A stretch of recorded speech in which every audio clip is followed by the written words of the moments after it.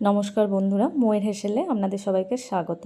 আজকের রেসিপি সাগড়া, যেটা পুরনো দিনের একটা হারিয়ে যাওয়া রান্না বলবো না, তবে হারিয়ে যাওয়া একটা রেসিপি। দেখুন, খুব ভালো লাগবে। প্রথমে সাবুদানা ভিজিয়ে দেব, জলে ভিজিয়ে দেব। এটা 4-5 ঘন্টার জন্য ভিজিয়ে রাখবো জলের মধ্যে, তারপর ঢেকে দেব। এবার সাবুদানাটা পুরোপুরি ভেজে গেলে সাবুদানাটা ছেঁকে নেব, জল আর সাবুদানা আলাদা করে নেব।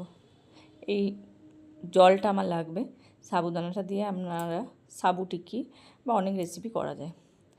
এবার এই সাবুদানা ভেজানো যে জলটা, এইটা নেব। এবার তেঁতুল ভিজিয়ে রেখেছি, সেই ভেজানো জল বা তেঁতুলের পাল্প যাই থাকুক না কেন, সেটাই ব্যবহার করতে হবে পরিমাণ মতো, সবই পরিমাণ মতো।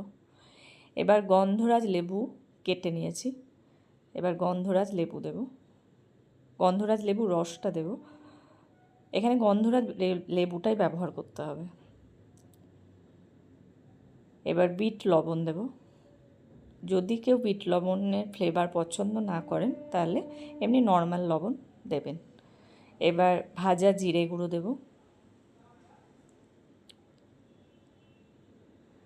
আর মৌরি গুঁড়ো দেব। মৌরি গুঁড়োটা কিন্তু ভাজা নয়, মৌরিটাকে থেতো করে বা গুঁড়ো করে যে গুঁড়োটা, সেটা আমি একটা ছাঁকনি দিয়ে ছেঁকে নিয়েছি যাতে কোনো খোসাগুলো না পড়ে। এবার আখের গুড় ব্যবহার করেছি। যদি তালের গুড় সম্ভব হয়, বাড়িতে থাকে বা কোনোভাবে সম্ভব হয়, তালের গুড় দিয়ে এটা বানাবেন, খেতে আরও সুস্বাদু হবে। আমার কাছে ছিল না, তাই আমি আখের গুড় ব্যবহার করেছি, পিওর আখের গুড় যেটা, সেটা ব্যবহার করেছি। এবার আখের গুড়টা আর ওই সব শুদ্ধ আমি ভালো করে মিশিয়ে নেব।